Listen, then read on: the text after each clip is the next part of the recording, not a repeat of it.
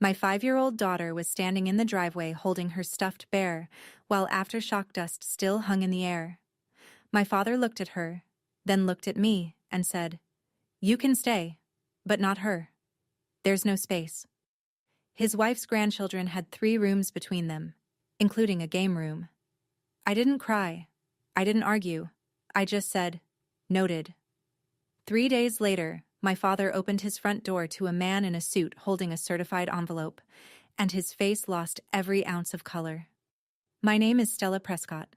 I'm 34, an ER nurse, and a single mom. And this is the story of how I stopped begging my family for a place at their table and took back what was mine. If you're watching this, please subscribe and let me know where you're watching from.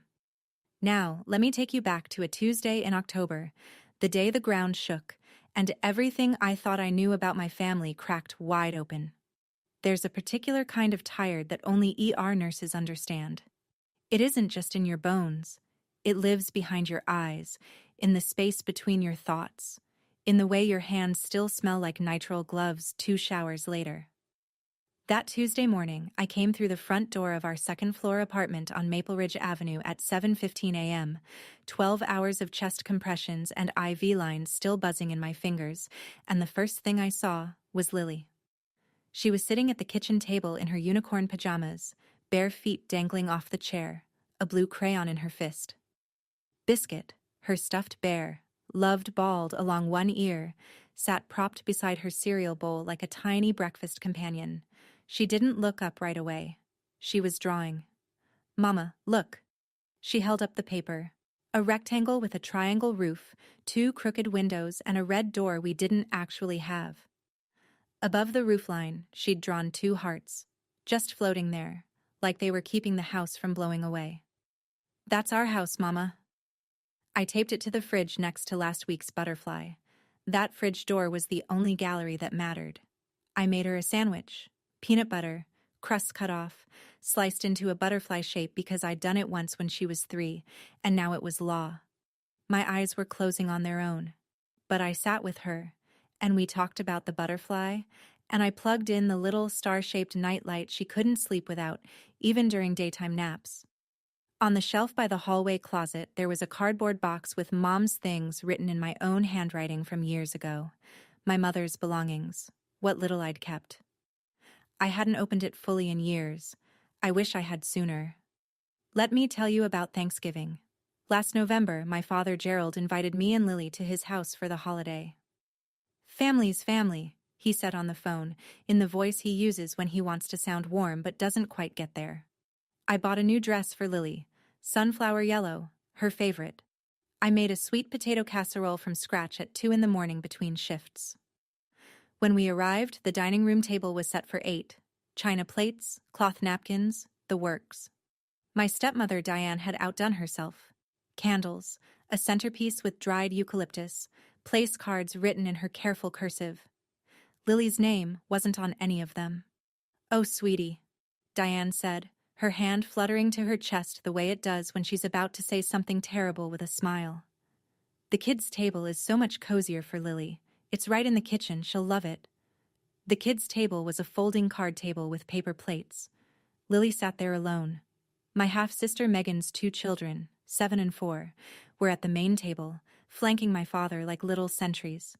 Gerald had his arm around Megan's oldest, ruffling his hair. "There's my boy." When Lily waved at him from the kitchen doorway, he nodded. Just a nod. Like she was a neighbor's kid he was being polite to. I cut Lily's turkey into small pieces. I told myself, at least she has grandparents. At least she has somewhere to go on holidays. I'd been telling myself that for 24 years. At one point during dinner, Diane stepped into the hallway to take a phone call. I heard 2 words before she lowered her voice. Birchwood House. I didn't know what that meant. Not then. I should explain something about the math in my father's house. It's a particular kind of arithmetic where one daughter's needs always round up and the others always round down. Megan, my half-sister, 29, Diane's biological daughter, got a car at 19. A used Honda, nothing extravagant, but Gerald drove it to the house with a bow on the hood. When I turned 19, I was already working nights at a nursing home to pay for community college. No car, no beau. When I asked once, just once, Gerald said, "Megan needs help. You're independent. You should be proud." I filed that sentence away. I filed a lot of sentences away. Megan's daycare, Gerald paid. My student loans, mine. Megan's rent when she moved back in with 2 kids. 0, because she never left. My rent, 38% of a paycheck that was already stretched across diapers, formula, and a second-floor apartment with a radiator that banged like a fist all winter. Every time I noticed the gap, I'd hear Diane's voice in my head. "You're so sensitive, Stella." Or Gerald's. "Don't start." After enough years, I stopped starting, I stopped noticing, or I told myself I did. But Lily noticed things I tried not to. One Sunday, she came home from Gerald's house and showed me a drawing she'd made. Our family. She'd drawn 6 people. Me, her, Gerald, Diane, Megan, and Megan's kids. In the picture, everyone was holding hands in a line. Except Lily. She'd drawn herself standing a little to the side, holding Biscuit. "Mama, how come I'm always the extra one?" She was 4 when she said that. I didn't know then that my independence wasn't something I'd chosen. It was something they'd stolen from me. Literally. The earthquake hit at 2:47 on a Tuesday afternoon. I had just picked Lily up from preschool. We were in the apartment. She was on the living room rug showing Biscuit a picture book when the floor moved. Not shook. Moved. Like something massive had turned over beneath us. The bookshelf went first. It swayed once and then tipped forward, spilling paperbacks and picture frames across the carpet. Lily screamed. I grabbed her and pulled us both under the kitchen table, my body over hers, my hand pressing her head against my chest. I could feel her heart hammering through her shirt, fast, small, like a bird trapped in a paper bag. The shaking lasted 11 seconds. It felt like a year. Then the aftershock, 15 minutes later. Shorter, but enough to crack the load-bearing wall in the hallway from floor to ceiling. A chunk of ceiling plaster came down in the bathroom. Dust hung in the air like fog. The building groaned. By evening, the landlord arrived with a city inspector. Red tag. The building was structurally compromised, pending full inspection. Everyone out by tomorrow morning. I stood in the parking lot with Lily on my hip, watching our neighbors carry boxes to their cars. I called my renter's insurance from the hood of my Corolla. Coverage for damaged belongings? Yes. Temporary housing assistance? No. Not under my policy. The nearest motel was $89 a night. I had $1,100 in checking. That was rent money. That was all of it. Lily was quiet. She had Biscuit in a death grip, and her eyes were glassy, and she kept looking back at the building like she was waiting for it to fall. There was one number I hadn't dialed in months, my father's. I sat in my car in the parking lot and made the call. Gerald picked up on the 4th ring. I could hear a television in the background. Some game show, audience applause, Diane laughing at something. Normal evening sounds in a house with 4 bedrooms and a game room and no structural cracks running down the walls. "Dad, we had an earthquake. Our building's been red tagged. Lily and I need a place to stay for a couple of weeks until I figure something out." Silence. Then, "Hold on." I heard him set the phone down. Muffled voices. Diane's voice. Low, quick, sharp. I couldn't make out the words, but I knew the tone. I'd been hearing that tone for 24 years.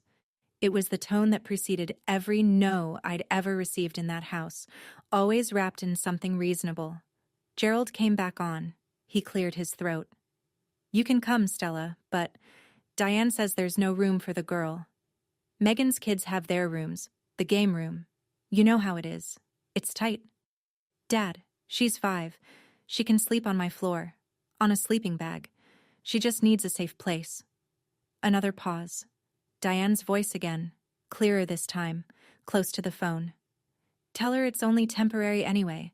The girl can stay with a friend or something." The girl? Not Lily, not your granddaughter. The girl. Gerald sighed. It's Diane's house, too. She says no space. Just you. We can figure something out for the child. I looked in the rearview mirror. Lily was in her car seat, Biscuit pulled tight to her chin, watching the red-tagged building through the window, dust still in her hair. Noted, I said, and I hung up. I drove. I didn't know where yet. I just needed the car to move, needed the road to unspool in front of me so I wouldn't have to sit still with what had just happened. The streetlights were coming on. Caldwell looked the same as it always did at 6:30 in the evening. People walking dogs, sprinklers running on lawns, the taco truck parked outside the hardware store. The world hadn't ended. It just felt like it. Lily was quiet for 6 blocks. Then, "Mama, are we going to Grandpa's house?" My hands tightened on the wheel. "No, baby, we're going to Auntie Rachel's." "Oh." A pause, then smaller. "Is it because Grandpa doesn't have room for me?" I almost hit the curb. Am I too big? I pulled over. I put the car in park on a residential street I didn't recognize, under a sycamore tree that was dropping leaves onto the windshield, and I turned around in my seat. Lily wasn't crying.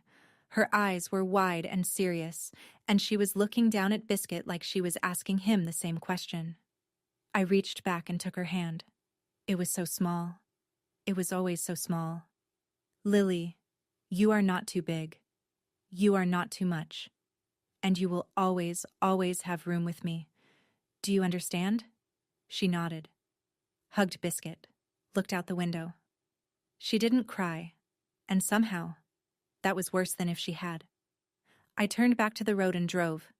My jaw ached from clenching. Something had shifted inside me. Not the hot kind of anger, not the kind that makes you shout.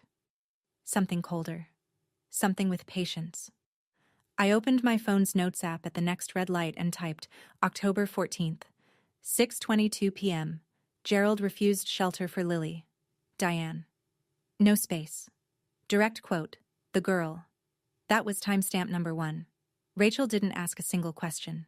She opened the door, saw Lily on my hip with dust still in her hair, saw the duffel bag over my shoulder and whatever was living on my face, and stepped aside. "Guest room's made up. There's mac and cheese on the stove." That was Rachel Tobin, 35, fellow ER nurse, built like a point guard and just as direct. She'd been my person since our first code blue together 6 years ago, when she'd looked at me over a crashing patient and said, "You're good at this. Don't let anyone tell you different." We'd been friends since. She put on a cartoon for Lily, made her a cup of warm milk with honey. Within 5 minutes, Lily was asleep on Rachel's couch, Biscuit tucked under her chin, her breathing finally slow and even. First real rest since 2:47 that afternoon. Rachel handed me a mug of tea I hadn't asked for and sat down across from me. "Tell me," I told her. She didn't interrupt. She didn't gasp. When I finished, she said very quietly, "That's not a space problem, Stella. That's a priority problem." At 9 o'clock, my phone buzzed. Gerald. "Stella, don't be dramatic. Diane didn't mean it like that. She just meant the house is tight right now. You know Megan's kids need their rooms for school. Lily is 5. She needs a floor and a blanket. Your house has 4 bedrooms.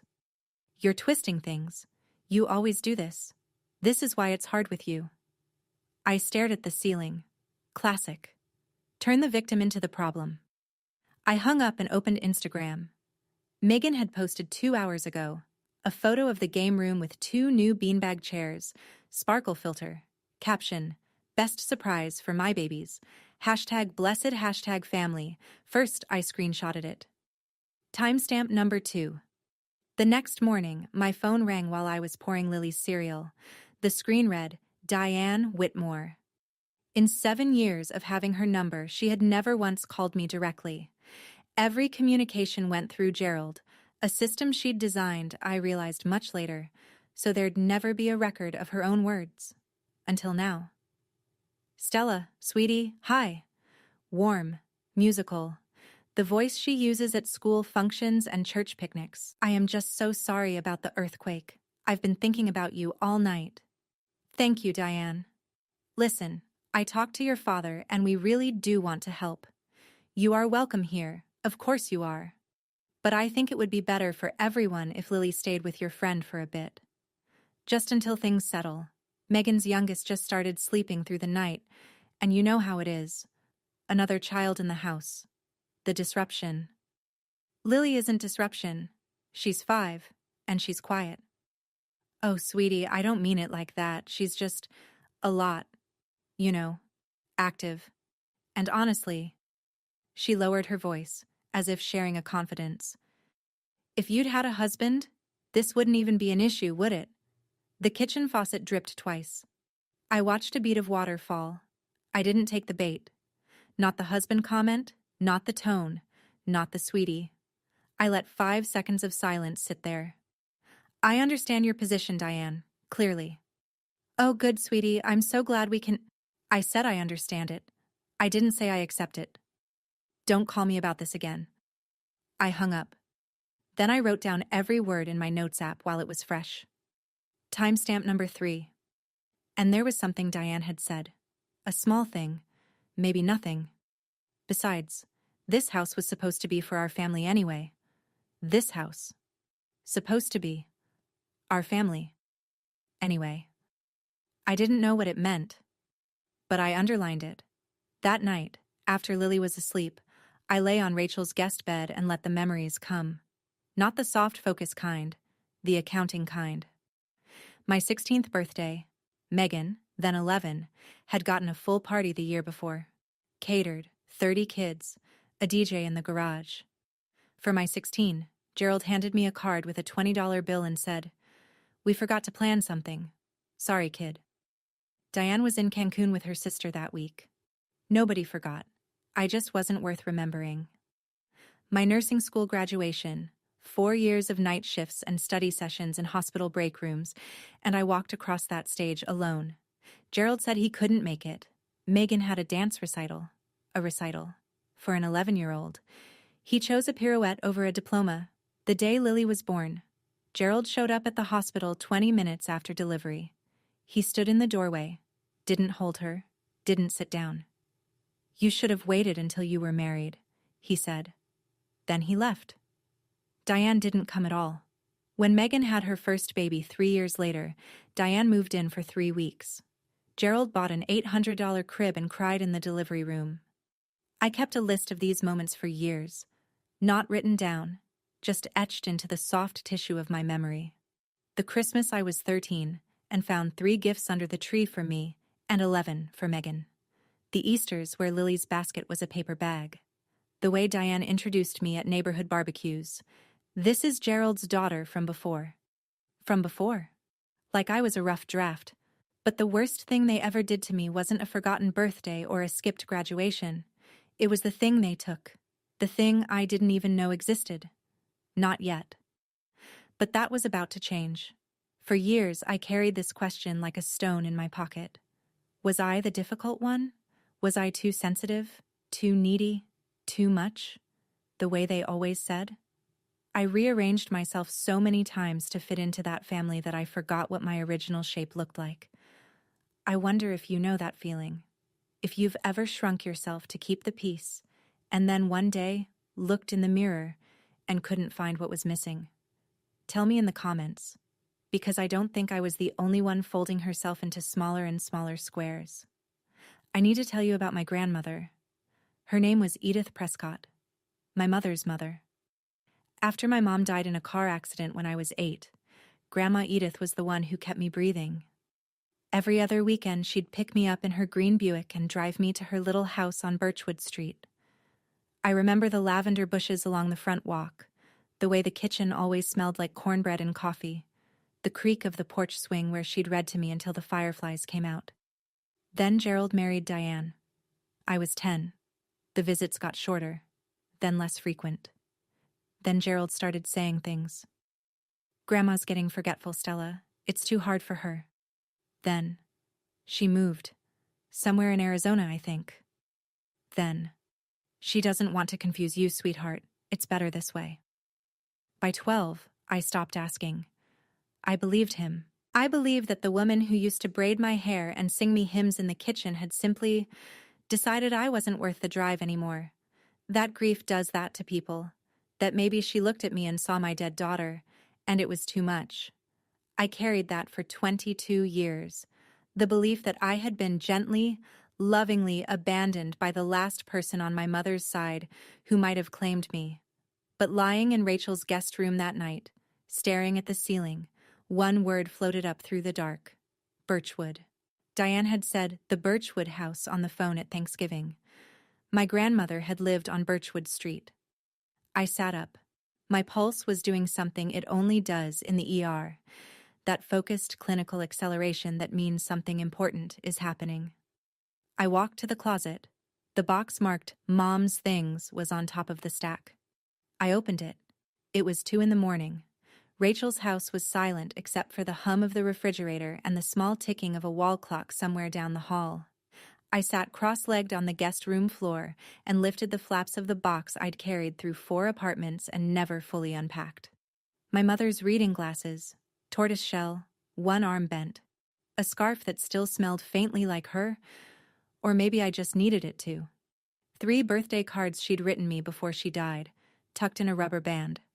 A small gold locket with a photo of us, me at 5, her at 31, the same age I was when I had Lily. At the bottom, underneath a folded quilt, there was a large manila envelope. It was yellowed at the edges, postmarked 2003, and the return address read, Edith Prescott, 412 Birchwood Street, Caldwell, California, 93711. My hands were shaking when I opened it. Inside, a letter, handwritten on lavender stationery in my grandmother's careful script, and behind the letter, a stapled document, dense, legal, notarized. The letter read, My dearest Stella, your mama would want you to always have a home.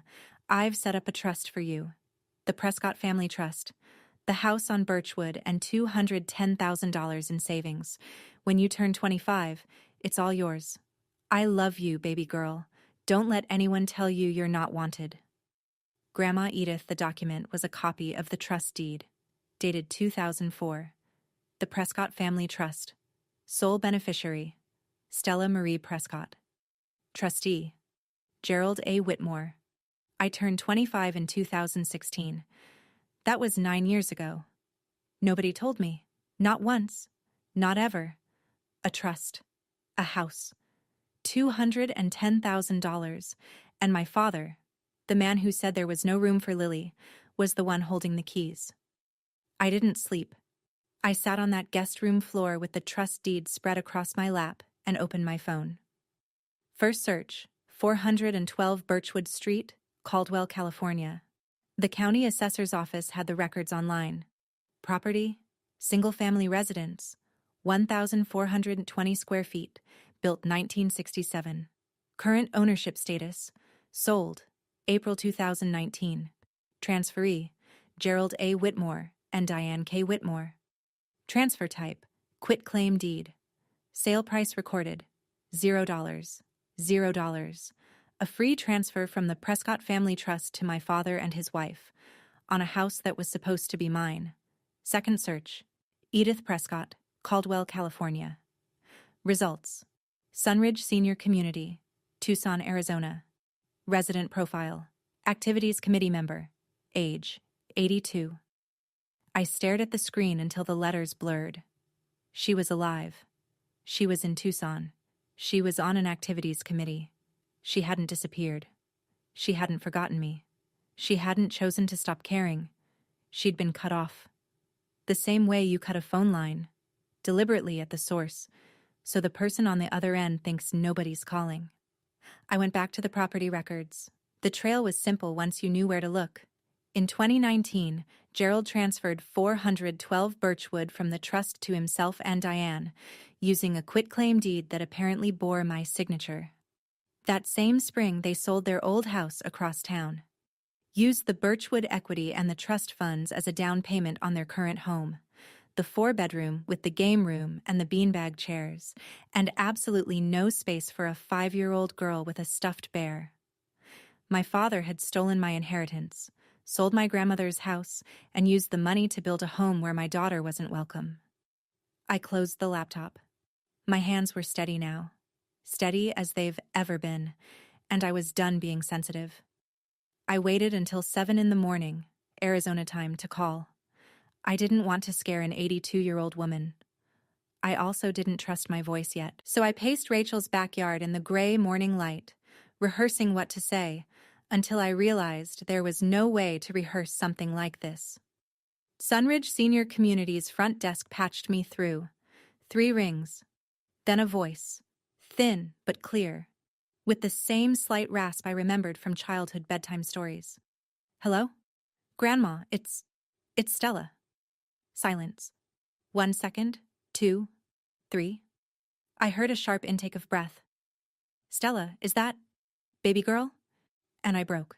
Not loud, I'm not a loud crier, but the tears came fast and hot, and I pressed my hand over my mouth in Rachel's backyard and let 22 years of believing I'd been forgotten drain out of me. She was crying too. I could hear it in the way her words caught. I've been writing to you every Christmas for 22 years, she said.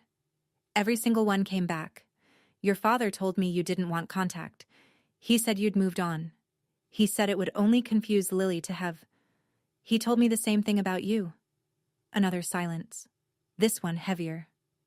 I told her what I'd found. The trust deed, the property transfer, the $0 quitclaim.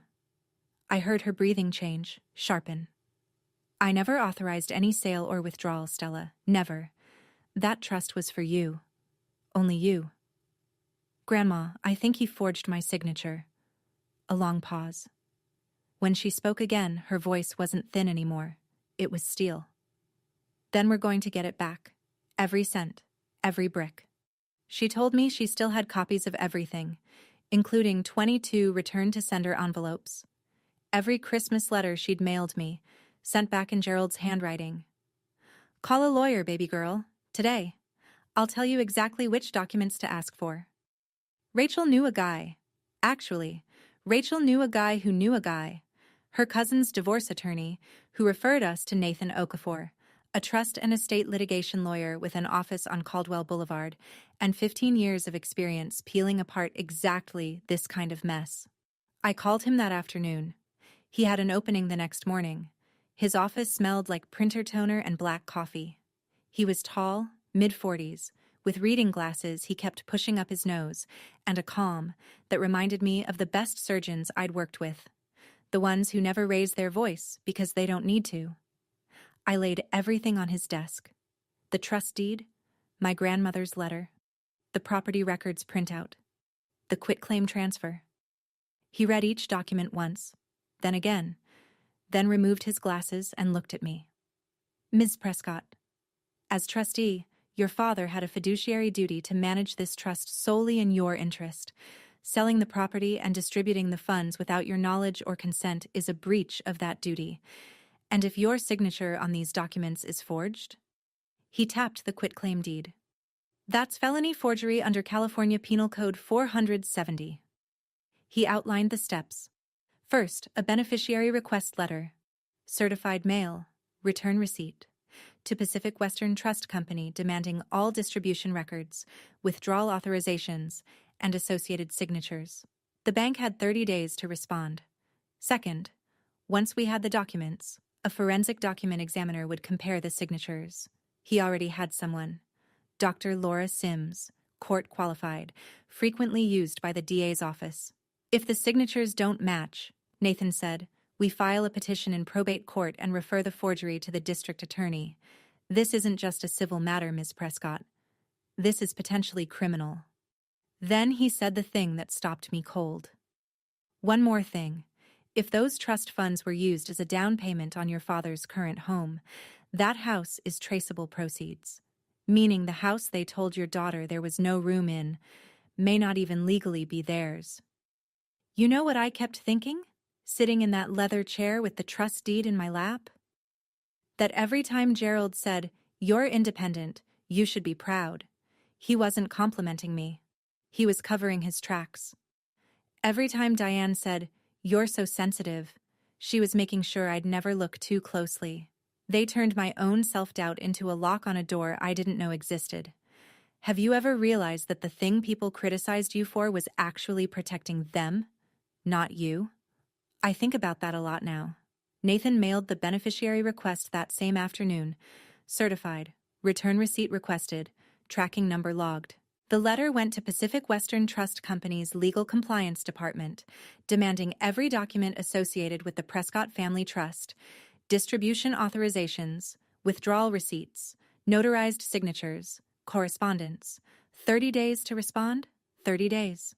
In the ER, 30 minutes can mean the difference between a save and a code.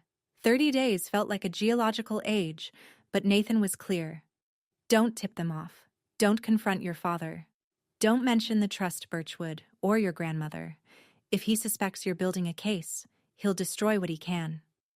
So I played the part. The hardest role I've ever held. And I've held a mother's hand while telling her that her son didn't make it. Gerald called twice that week. Casual, checking in, asking if I'd figured things out with housing. His voice was so normal it made my skin crawl. Normal the way a bandage looks clean when the wound underneath is septic. Working on it, I said. That was all I gave him. On Thursday, he called again. You're not still upset about the room thing, are you? Diane feels terrible. He said this the way you'd report weather. Light rain. Diane feels terrible. Might clear up by the weekend. I'm fine, Dad. Good. That's my girl. I hung up and swallowed something hot and sour at the back of my throat. That evening, Lily was at Rachel's kitchen table again, drawing. She held up the new picture. A house. Bigger this time, with 3 windows and a garden and a red door. She'd written 2 words at the top in wobbly kindergarten letters. Our house. This is where we're gonna live, Mama, I decided. I stuck it to the fridge next to the others. Then I went to the bathroom, shut the door, and pressed my forehead against the cool tile until my breathing evened out. 27 days to go. The documents arrived on a Tuesday. Nathan called at 10:14 a.m. Come to my office. Bring nothing. Touch nothing when you get here. I'll show you everything. 40 minutes later, I was sitting across from his desk, and he was laying out 3 documents side by side like a surgeon displaying x-rays.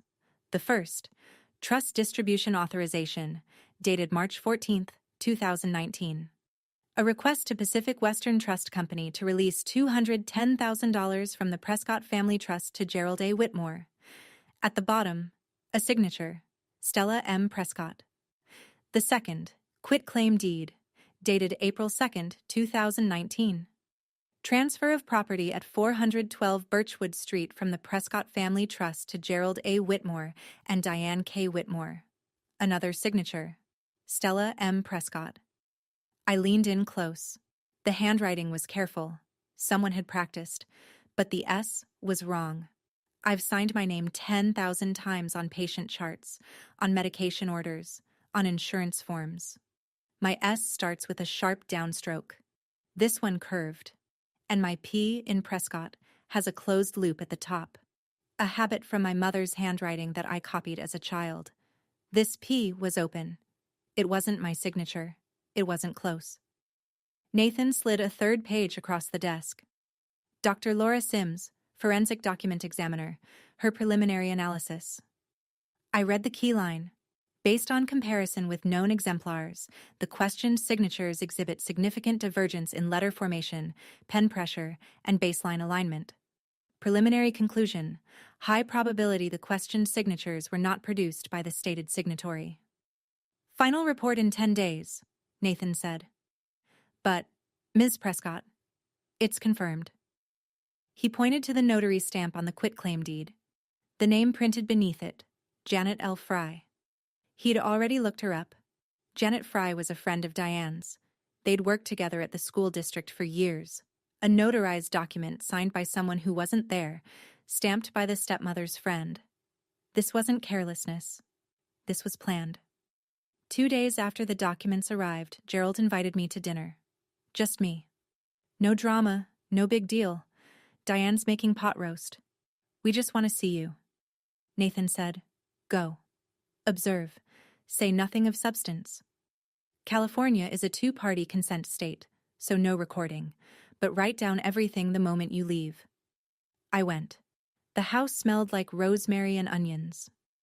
Diane greeted me at the door with a hug that lasted exactly 1 second too long, the kind designed to be witnessed. Megan was on the couch with her kids, who were running laps between the living room and the game room. The game room, with its beanbag chairs and wall-mounted TV, and enough square footage for a child-sized sleeping bag, if that child's name had been something other than Lily. Dinner was normal. Excessively normal. Diane complimented my scrubs. Gerald asked about the hospital. Megan showed me photos of her kids' Halloween costumes on her phone. Everyone smiled. Nobody mentioned the earthquake. Nobody mentioned the fact that my daughter was sleeping at a friend's house because this family had turned her away. Then, between the pot roast and dessert, Gerald leaned back in his chair and said, casually, the way you'd ask someone to pass the salt, "Hey, by the way, you haven't been getting any weird mail, have you? Some trust company sent something to our address by mistake. Junk mail, probably." His eyes sharpened, just for a second, just enough for me to see. "Trust company," I said. "No. Why would they?" He relaxed, reached for his water glass. "No reason, just junk." Diane changed the subject to Megan's birthday party next weekend. I helped clear the plates. I said goodnight.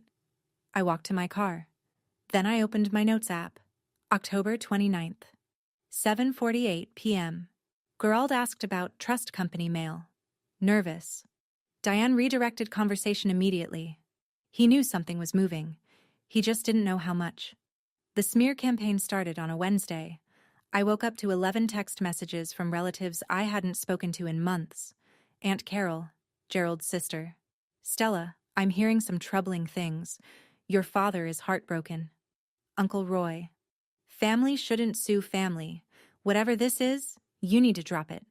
A cousin I'd met twice. "Diane says you're going through something. We're praying for you. Praying for me." That's the phrase people use when they've decided you're the problem and they want you to know it without getting their hands dirty. I scrolled through the group chat Gerald's family used for holidays and birthdays. Diane had posted a message at 9 p.m. the night before, a paragraph and a half, perfectly punctuated, dripping with rehearsed anguish. "As many of you know, Stella has been going through a difficult time since the earthquake. Unfortunately, she is now making false accusations against Gerald and me regarding family finances. We are devastated. We have done nothing but love and support her for 24 years, and this is how she repays us. Please keep our family in your thoughts." 63 heart reactions, 22 comments. Not one person asked for my side. Then Gerald called. No more pot roast voice, cold. "I don't know what you're doing, Stella, but you need to stop. This is family business. You're embarrassing yourself." I said nothing. "Are you listening to me?" "I'm listening." "Then fix this." I hung up. Megan posted on Facebook that evening. Public. When someone bites the hand that feeds them. Prayers for my parents who've done nothing but love unconditionally. 47 likes within the hour. I screenshotted everything. Every message, every comment, every timestamp. I forwarded them to Nathan in a single email with one line. "For the file." I didn't defend myself in the group chat. A defense implies there's a trial of opinion. I wasn't interested in opinions. I was interested in evidence. Nathan called that night. His voice had an edge I hadn't heard before. "Forensic report is in. It's confirmed. Signatures are forged. Are you ready to file?" I sat in Nathan's office at 8:30 the next morning and signed my name, my real name, the one nobody had to forge, on every document he put in front of me. The probate court petition was 32 pages. It read like a medical chart for a dying family, clinical, precise, and devastating. Breach of fiduciary duty by trustee Gerald A. Whitmore. Fraudulent transfer of trust real property at 412 Birchwood Street. Unauthorized distribution of $210,000 in trust funds. Demand for full restitution, plus accrued interest. Removal of Gerald as trustee and appointment of an independent successor.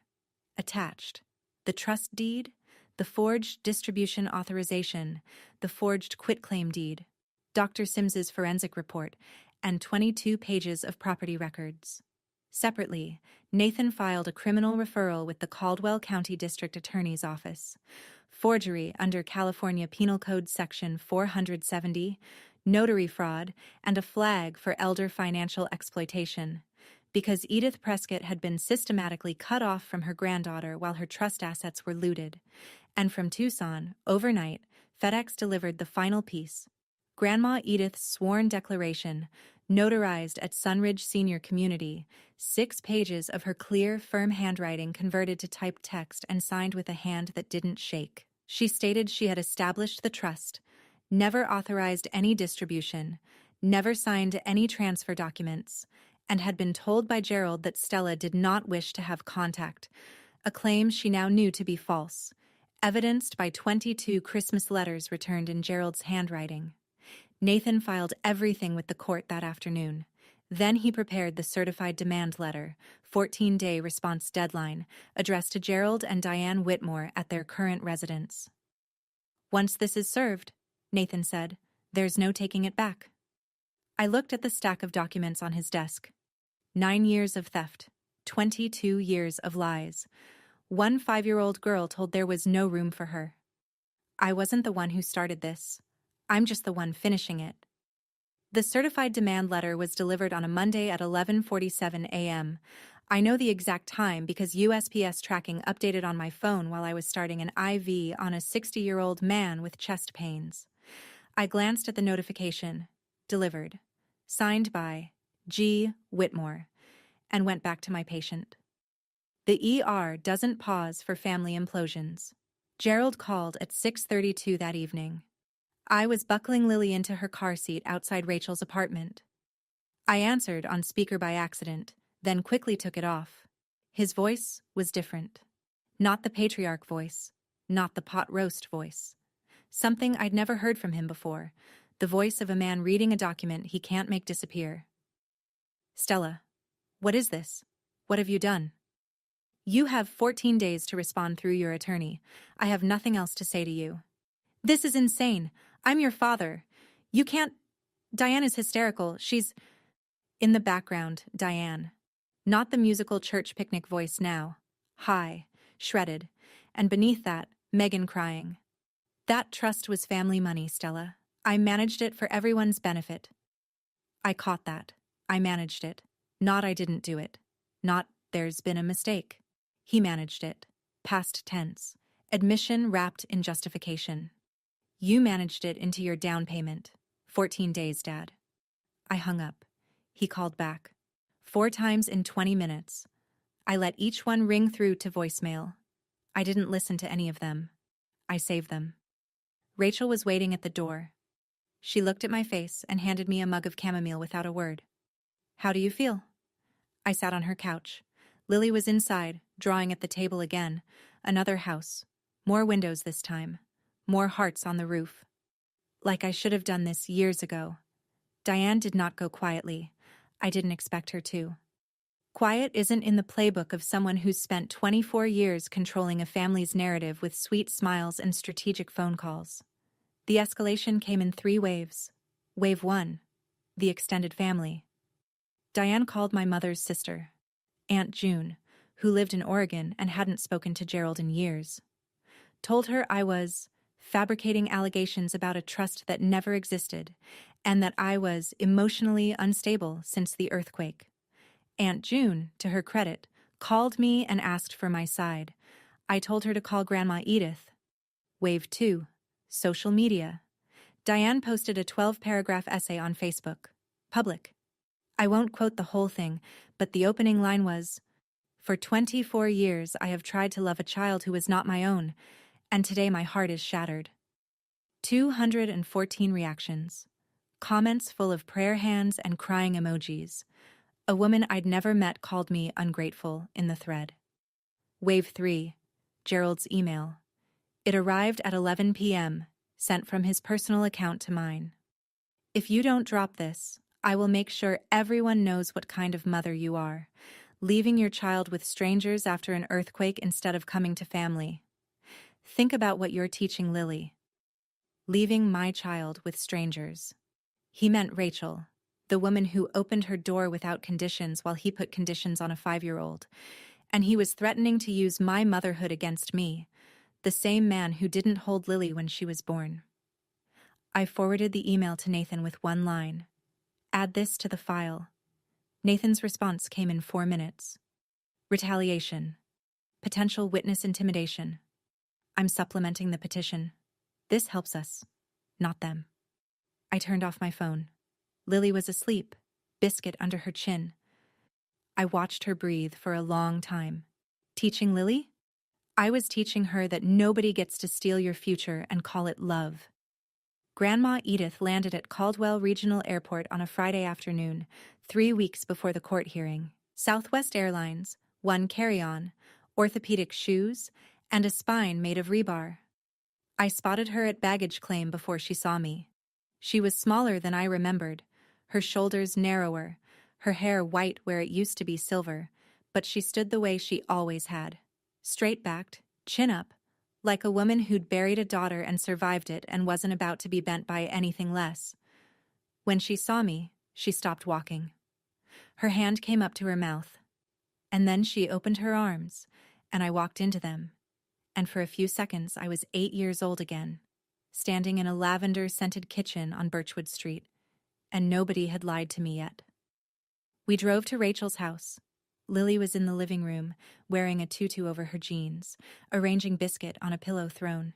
She looked up when we walked in, at this small, white-haired woman she'd never seen before.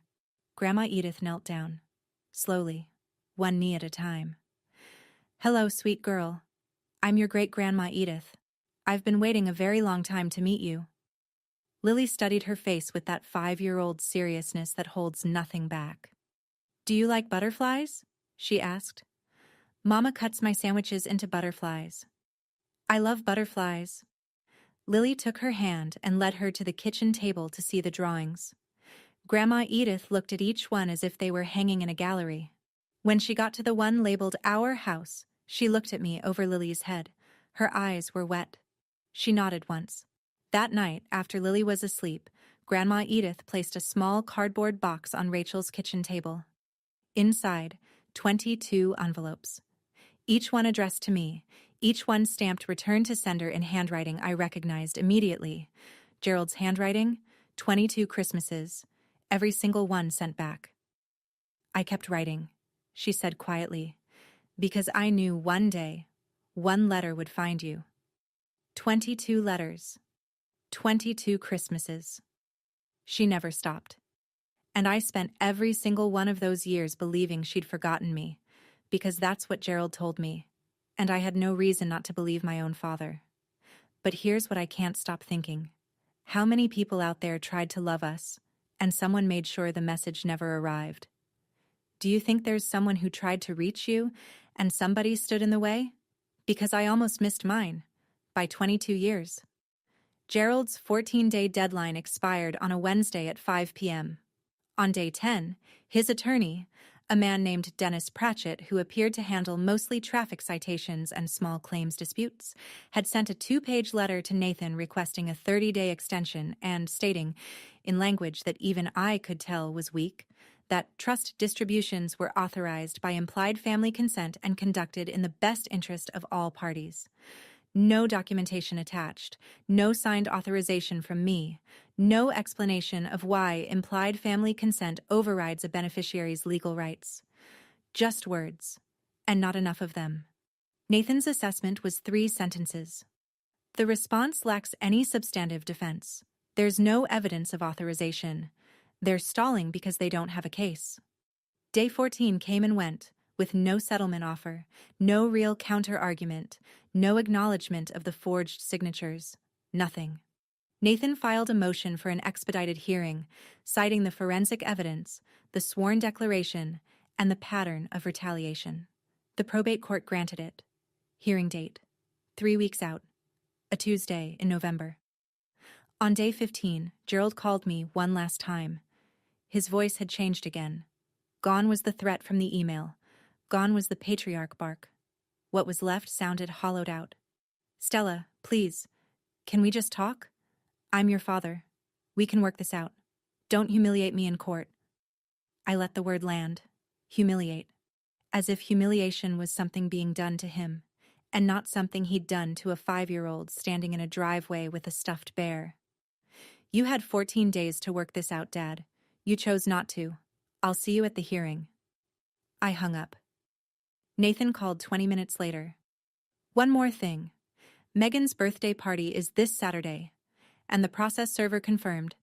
The hearing summons needs to be personally served on Gerald, at his residence, by a sheriff's deputy. Saturday. The birthday party. 30 guests. It's the only confirmed time he'll be home, Nathan said. The court requires personal service. I didn't plan it this way, but I didn't stop it either. I wasn't there. I want to be clear about that. I was at Rachel's apartment with Lily that Saturday afternoon, making butterfly sandwiches and watching her teach Grandma Edith how to draw a proper unicorn. I didn't stand on the sidewalk watching.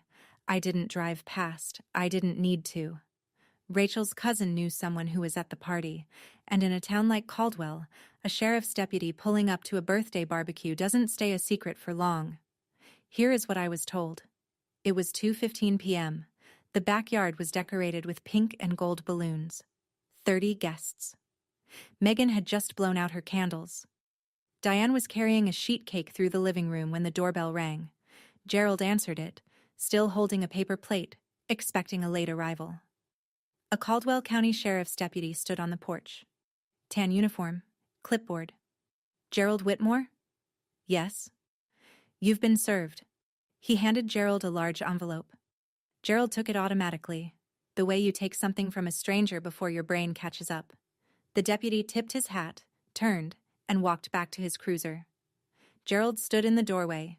Diane came up behind him, cake still in her hands. Who was that? Gerald. Gerald, what is... He opened the envelope. Probate court hearing summons. Full petition packet. Forensic report summary. And attached to the back, 6 pages in a clear, firm voice. Grandma Edith's sworn declaration. Diane saw the name. Edith Prescott. The cake plate tilted. She grabbed the doorframe. She's still... 30 people were watching. In the backyard, through the sliding glass door, over half-eaten slices of birthday cake. Nobody was singing anymore. Gerald looked up from the papers. According to Rachel's cousin, his face didn't show anger or surprise. It showed the expression of a man who has just realized that the ground beneath his house was never his to stand on. Probate court, Caldwell County. A Tuesday morning in November. Fluorescent lights. Wood grain laminate. The faint smell of floor polish and old paper. Not the kind of room you'd imagine for a reckoning. But then again, most reckonings don't look the way you expect. I sat at the petitioner's table beside Nathan. I wore my navy scrubs under a gray blazer because I'd come straight from a shift and because I wanted the judge to see exactly who I was, a woman who works for a living.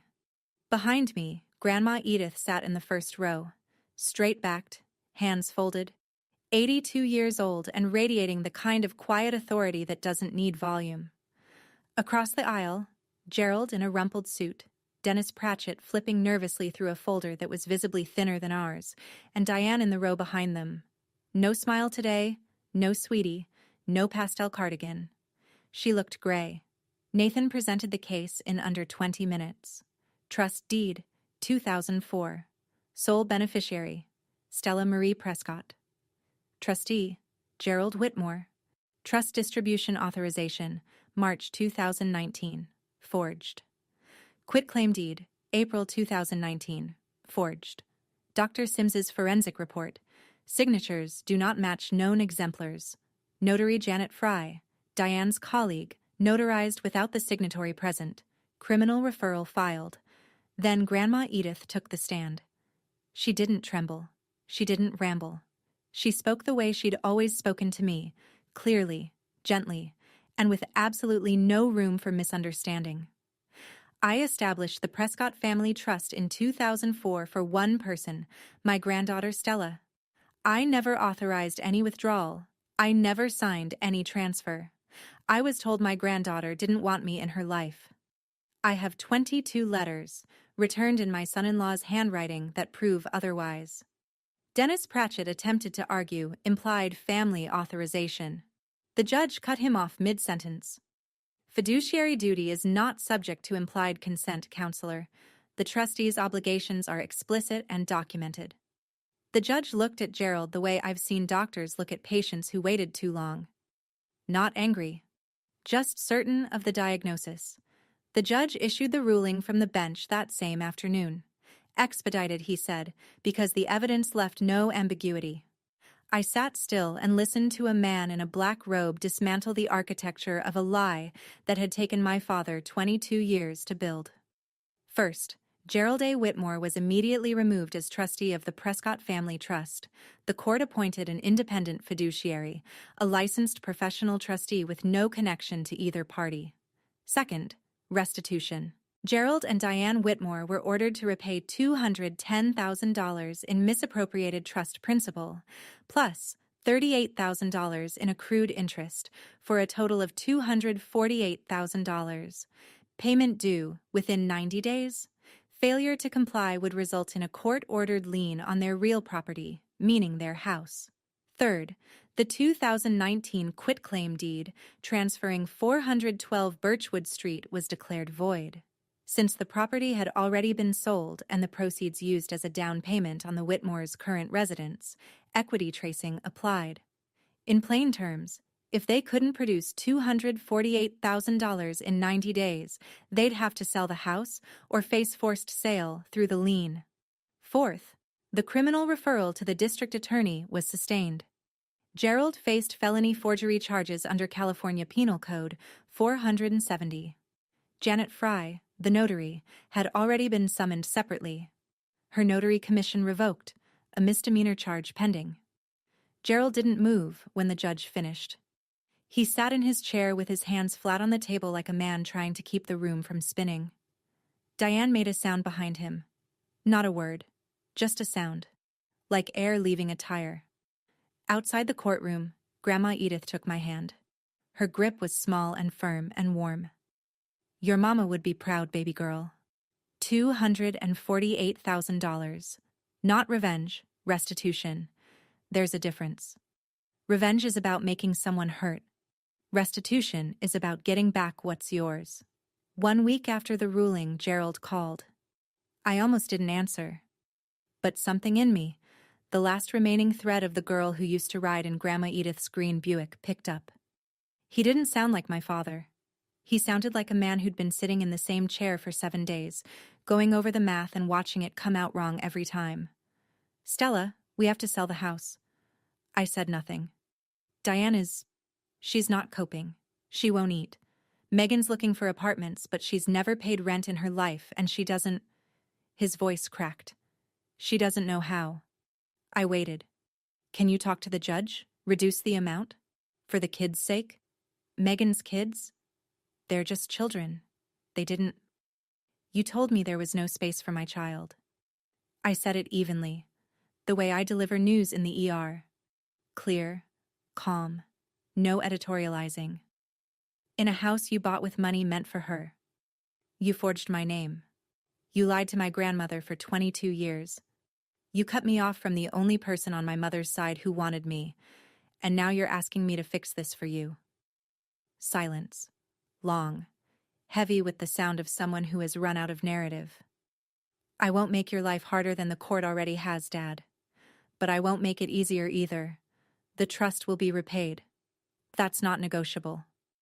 One more beat of silence. Then, goodbye, Dad. I set the phone on the kitchen counter. I didn't slam it. I didn't cry. I just set it down the way you set down something you've been carrying too long and finally realize you're allowed to put down. That evening, Diane's Facebook went dark. Every post deleted. Megan's family dinner photos, gone. The group chat that had buzzed with prayer hands and accusations fell silent, one by one, like lights going off in a house nobody could afford anymore. I didn't watch. I didn't check. I was done looking in that direction. 4 months later, the trust was repaid in full. Every dollar, every cent of interest. Gerald and Diane sold the house in 63 days, at a loss. I didn't ask where they went. I didn't need to know. With the trust restored and an independent trustee managing it properly for the first time, I put a down payment on a 2-bedroom cottage on Maplewood Lane, half a mile from the hospital, 3 blocks from Lily's new school. It had a small yard, a kitchen with actual counter space, and a front door that I painted red on the first Saturday we moved in. Lily stood in the driveway and pointed at it like she'd conjured it out of a crayon.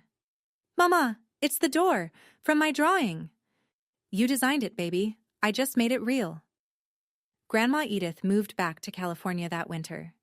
She rented a 1-bedroom apartment 10 minutes from us, close enough to walk when the weather was good, and it was good most days.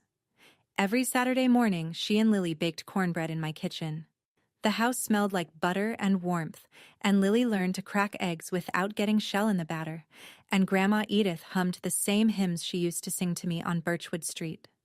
We planted lavender along the front walk. Lily watered it every evening with a pink watering can, Biscuit wedged under her arm, talking to each plant like it was a friend she was catching up with.